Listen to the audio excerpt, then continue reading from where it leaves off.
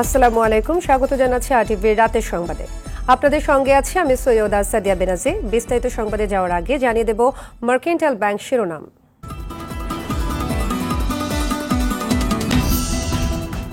ভাসান থেকে gas cylinder বিস্ফোরণ, দগ্ধ একই পরিবারের 6 জন। রাজধানীর হাজারীবাগ বস্তিতে আগুন, অর্ধশতের বেশি কাঁচা ঘর পুড়ে ছাই। সদরঘাট দুর্ঘটনায় 2 লঞ্চের রুট পারমিট বাতিল, 4 মাস্টার 1 ম্যানেজারের 3 দিন করে রিমান্ড। নিহতদের পরিবারের শোকের মাতম, দাফন সম্পন্ন। এবং ঈদ উৎসব বর্ণিল করতে কক্সবাজার কুয়াকাটায় পর্যটকের স্রোত, হোটেল মোটেলে ব্যবসা চাঙা।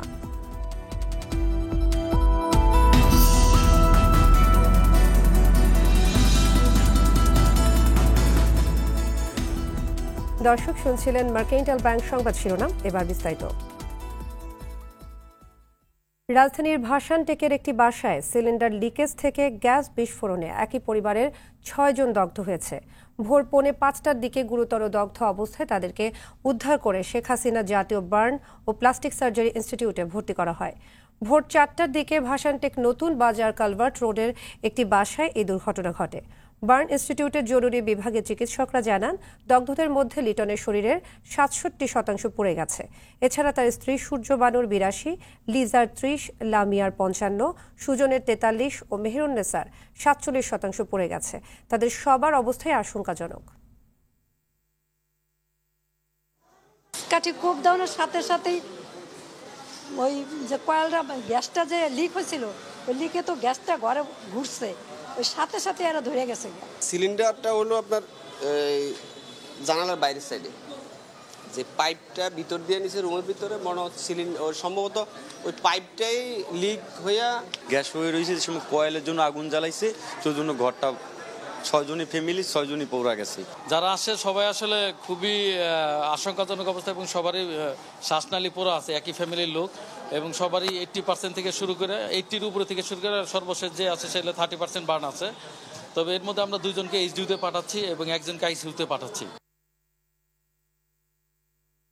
রাজধানীর হাজারীবাগ ঝাউচর মোড়ের বস্তিতে আগুন লেগে দোকানপাট ও বাসাবাড়ি মিলে অর্ধশতেরও বেশি কাঁচা ঘর পুড়ে গেছে।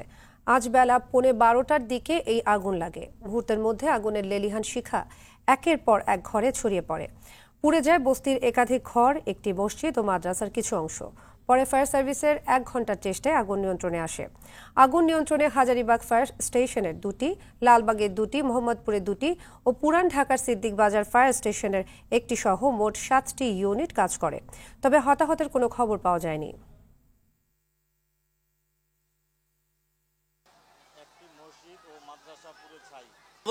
তাড়াতাড়ি জাউসারে আগুন লাগছে, আমরা দৌড়ে দৌড়তে আইসি, দেখি সব পুরি ধরে ছাই হয়ে গেছে। আগুনটা যখন আস্তে আস্তে ছড়াই গেছে তখন ফায়ার সার্ভিসে ফোন দেওয়া আসছে, পরে ফায়ার সার্ভিস আসে পরে আর কি করছে। আগুনটি লেগেছে 11:50 সময় আমরা সংবাদ পাই, এমনকি 1 ঘন্টায় আমরা আগুন নিয়ন্ত্রণ আনতে সক্ষম হই। এখানে আমরা এই পর্যন্ত কোনো আহত নিহত পাইনি। তবে আগুন নির্বাপন শেষে তদন্ত সাপেক্ষে বলা যাবে কি পরিমাণ ক্ষয়ক্ষতি হয়েছে এবং কি কারণে আগুন লেগেছে।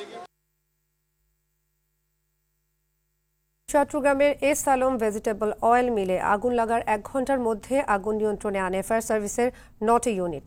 সকাল 8:20 জেলার মৈজারটেক এলাকায় অবস্থিত মিলের 2য় তলায় আগুন লাগে। ফায়ার সার্ভিস জানিয়েছে, আগুনের খবর পেয়ে ফায়ার সার্ভিসের 4টি ইউনিট ঘটনাস্থলে পৌঁছায়। তবে আগুনের তীব্রতা বাড়ায় পরে আরও 5 ইউনিট আগুন নিয়ন্ত্রণে কাজ শুরু করে। এতে দ্রুত আগুন নিয়ন্ত্রণে আনা সম্ভব হয়। তবে এ ঘটনায় কেউ হতাহত হয়নি। তিনি আরও বলেন, কিভাবে আগুনের সূত্রপাত হয়েছে তা জানা যায়নি। তদন্ত শেষে ক্ষয়ক্ষতির পরিমাণও বেরিয়ে আসবে।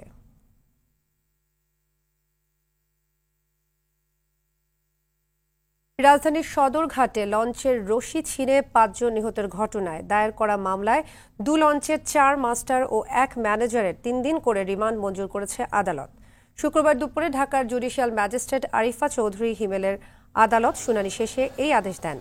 এর আগে আসামিদের আদালতে হাজির করে 7 দিন করে রিমান্ডের আবেদন জানান মামলার তদন্ত কর্মকর্তা সদরঘাট নৌ থানার এসআই নকিব ওয়াইজুল হক। পাশাপাশি আইনজীবীরা রিমান্ড বাতিল চেয়ে জামিন আবেদন করেন। উভয় পক্ষের শুনানি শেষে প্রত্যেকে 3 দিন করে রিমান্ড মঞ্জুর করে আদালত। এর আগে প্রাণহানির ঘটনায় 2 লঞ্চের 5 জনকে আসামি করে দক্ষিণ কেরানীগঞ্জ থানায় হত্যা মামলা হয়। এ ঘটনায় এমভি ফারহান 6 ও এমভি তাশরিফ 4-এর রুট পারমিট বাতিল করেছে বিআইডব্লিউটিএ। প্রাথমিকভাবে দায়ী যে 5 জন ব্যক্তি, আমরা 5 জনকে গ্রেপ্তার করতে সক্ষম হয়েছি। যেহেতু খুব অল্প সময় পেয়েছি, তাদের কাছ থেকে বিস্তারিত জানতে আমাদের আরও সময়ের প্রয়োজন। সেই বিষয়টা মাথায় রেখে আমরা বিজ্ঞ আদালতে তাদের রিমান্ড আবেদন করেছি। এদিকে কথা ছিল স্বামী সন্তান নিয়ে গ্রামের বাড়িতে ঈদ করবে মুক্তা, তবে তার সেই ইচ্ছে আর পূরণ হলো না। স্বামী সন্তানকে নিয়ে ঠিকই মা বাবার কাছে ফিরেছে সে, তবে জীবন্ত নয়, নিথর দেহে। ঈদের দিন বিকেলে বাড়ি যাওয়ার পথে সদরঘাটের পল্টুনে থাকা লঞ্চের ধাক্কায় রশি ছিঁড়ে পড়ে প্রাণ হারায় হতভাগ্য পরিবারটির 3 জনই। শুক্রবার গ্রামের বাড়ি পিরোজপুরের মঠবাড়িয়ায় তাদের দাফন করা হয়েছে। জেলা প্রতিনিধির তথ্যচিত্রে বিস্তারিত নুসরাত জাহান সিনথের রিপোর্টে। পিরোজপুরের মঠবাড়িয়া উপজেলার দাউদখালী গ্রামের বাড়িতে ঈদ করতে ঈদের দিন বিকেলে স্বামী ও 2.5 বছর বয়সী মেয়ে সাইমাকে নিয়ে গাজীপুর থেকে রওনা দিয়েছিলেন মুক্তা। পথে রাজধানীর সদরঘাট থেকে লঞ্চে করে বরগুনার বামনা যাওয়ার জন্য অপেক্ষা করছিল পরিবারটি। এ সময় একটি লঞ্চের দড়ি ছিঁড়ে তার আঘাতে ঘটনাস্থলে প্রাণ হারায় পরিবারের 3 সদস্যই। অবশেষে হতভাগ্য পরিবারটি গ্রামে ফিরেছে নিথর দেহে। শুক্রবার সকালে 3 জনের মরদেহ দাউদখালী গ্রামে পৌঁছানোর পর পুরো গ্রাম জুড়ে শোকের ছায়া নেমে আসে। ফ্যামিলি সব শেষ হয়ে গেছে। ওনার দায়াদিও এভাবে, যারা ওনার আত্মীয় স্বজন এভাবেই গরিব মানুষ। স্থানীয়রা জানায় 5 বছর আগে বেলালের সঙ্গে বিয়ে হয় মুক্তার। 3 বছর ধরে স্বামীর সঙ্গে গাজীপুরে থাকতো এবং 9 মাসের অন্তঃসত্ত্বা ছিল সে। অন্যদিকে বেলাল তার মায়ের একমাত্র সন্তান। পরিবারের ভরণ পোষণের পাশাপাশি মায়েরও দেখাশোনা করতেন সে। ছেলের মৃত্যুতে বেলালের মা এখন পুরো নিঃস্ব। তার বাবার সাথে তাদের কোনো যোগাযোগ নেই, মামা বাড়িতেই বেড়ে ওঠা। আমার বোনরা হেও অসহায়, আপনারা কিছু সাহায্য করেন তাহলে করতে পারেনি। অসহায় পরিবার দুটোকে সহযোগিতা করার সহ যাদের গাফেলতিতে এমন মর্মান্তিক ঘটনা ঘটেছে তাদের দৃষ্টান্তমূলক শাস্তির দাবি জানিয়েছে স্থানীয়রা। নুসরাত জাহান সিনথি, RTV। ঈদের ছুটিতে পর্যটকের ঢল নেমেছে কক্সবাজার সমুদ্র সৈকতে। সকাল থেকে দর্শনার্থীদের পদচারণায় মুখর সৈকতের কলাতলি, সুগন্ধা ও লাবণী পয়েন্ট। এছাড়াও ইনানি, পাটুয়া টেক, মহেশখালী, রামুর বৌদ্ধ মন্দির সহ সব স্পটে ভ্রমণ প্রেমীদের ভিড় এখন লক্ষণীয়। তাদের নিরাপত্তায় তৎপর রয়েছে টুরিস্ট পুলিশ। কক্সবাজারে সব ধরনের হোটেল, মোটেল, রিসোর্টে 80 থেকে 100% কক্ষ বুকিং রয়েছে বলেও জানান ব্যবসায়ীরা। এতে চাঙা ভাব ফিরেছে ব্যবসা বাণিজ্যে। এদিকে সমুদ্রের অপূর্ব দৃশ্য অবলোকন করতে দেশের বিভিন্ন প্রান্ত থেকে আসা ভ্রমণ পিপাসুরা ভিড় করেছেন পটুয়াখালীর কুয়াকাটা সমুদ্র সৈকতে।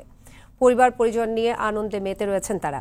সিলেট, মৌলভীবাজার, রাঙামাটি ও খাগড়াছড়ির বিনোদন স্পটগুলো এখন সরগরম।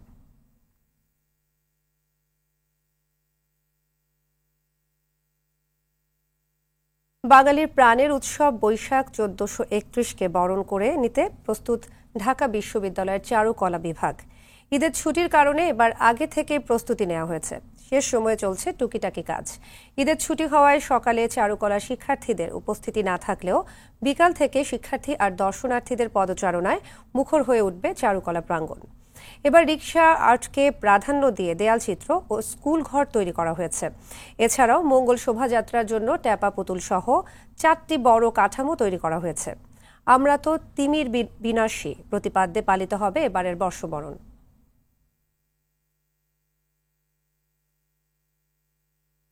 পুরাতন বছরকে বিদায় আর নতুন বছরকে স্বাগত জানাতে নানা কর্মসূচি পালন করছে বান্দরবানে ক্ষুদ্র নৃগোষ্ঠীগুলো।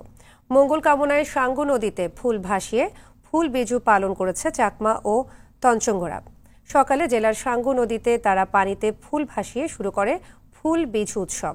ঐতিহ্যবাহী পোশাক পরে এই দুই সম্প্রদায়ের শিশু কিশোর, তরুণ তরুণীরা আনন্দে মেতে ওঠে।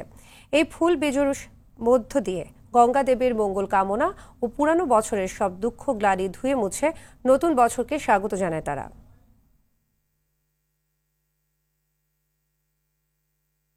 নোয়াখালীর সোনাইমুড়ি উপজেলায় ঈদ পুনর্মিলনী ও আলোচনা সভা হয়েছে।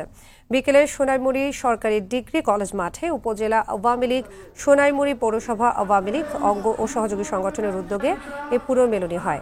এ সময় নোয়াখালীর 2 আসনের সংসদ সদস্য আলহাজ মোর্শেদ আলম, শ্রম ও কর্মসংস্থান মন্ত্রণালয় সম্পর্কিত সংসদীয় কমিটির সভাপতি HM ইব্রাহিম MP, সংরক্ষিত নারী সংসদ সদস্য ফরিদা খানম সাকি, সংরক্ষিত নারী সংসদ সদস্য কানুন আরা বেগম সহ উপজেলা আওয়ামী লীগের সভাপতি মমিনুল ইসলাম বাকের উপস্থিতি ছিলেন। আমি আমার এমপি হয়েছি জনগণের ভালোবাসায়, আমি জনগণের কল্যাণে কাজ করেছি, জনগণ আমাকে ভালোবেসেছে এবং জনগণ আমাকে ভোট দিয়ে জয়যুক্ত করেছে। আমি শেষভাবে আপনাদেরকে বলে যাব, আপনার এমন একটা ব্যক্তিকে নির্বাচিত করবেন যাকে দিয়ে আপনাদের কাজ হবে, আপনাদের উন্নয়ন হবে, আপনাদের জন্য সরকার থেকে কাজ নিয়ে আসতে পারবে, আপনাদের খোঁজ খবর রাখবে, আপনাদের সবার সাথে ঘরে ঘরে গিয়ে দেখা সাক্ষাৎ করবে।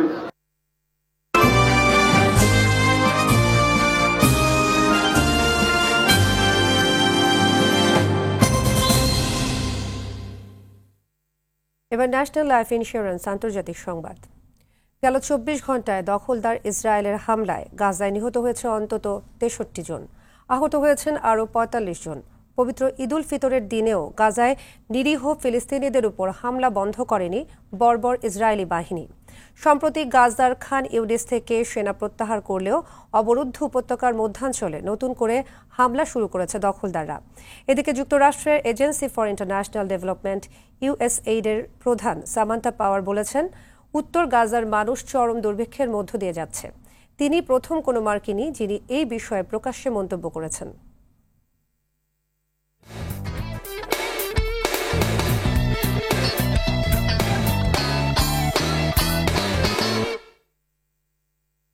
এবার খেলার খবর। সাবেক শিক্ষার্থীদের নিয়ে বাংলাদেশ জাতীয় ক্রিকেট দলের সাবেক অধিনায়ক ও নড়াইল 2 আসনের সংসদ সদস্য মাশরাফির স্কুলে শুরু হয়েছে 3 দিনের ক্রিকেট টুর্নামেন্ট। নড়াইল সরকারি উচ্চ বিদ্যালয়ের এই টুর্নামেন্টে নিজ ব্যাচ 99-এর হয়ে অংশ নেবেন মাশরাফি বিন মুর্তজাও। মোট 32টি ব্যাচের ছাত্ররা টুর্নামেন্টটিতে অংশ নিচ্ছে। 2019 ও 2021 ব্যাচের খেলার মধ্য দিয়ে সকালে টুর্নামেন্টের উদ্বোধন হয়। 8 ওভারের এই টুর্নামেন্টটি নড়াইলে ঈদ পরবর্তী মিলন মেলায় রূপ নিয়েছে।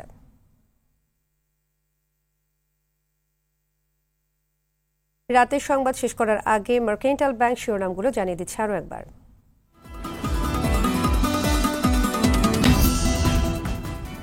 ভাসান থেকে গ্যাস সিলিন্ডার বিস্ফোরণ, দগ্ধ একই পরিবারের 6 জন। রাজধানীর হাজারীবাগ বস্তিতে আগুন, অর্ধশতের বেশি কাঁচাঘর পুড়ে ছাই। সদরঘাট দুর্ঘটনায় 2 লঞ্চের রুট পারমিট বাতিল, 4 মাস্টার 1 ম্যানেজারের 3 দিন করে রিমান্ড। নিহতদের পরিবারের শোকের মাতম দাফন সম্পন্ন। এবং ঈদ উৎসব বর্ণিল করতে কক্সবাজার কুয়াকাটায় পর্যটকের স্রোত, হোটেল বোটেলে ব্যবসা চাঙা।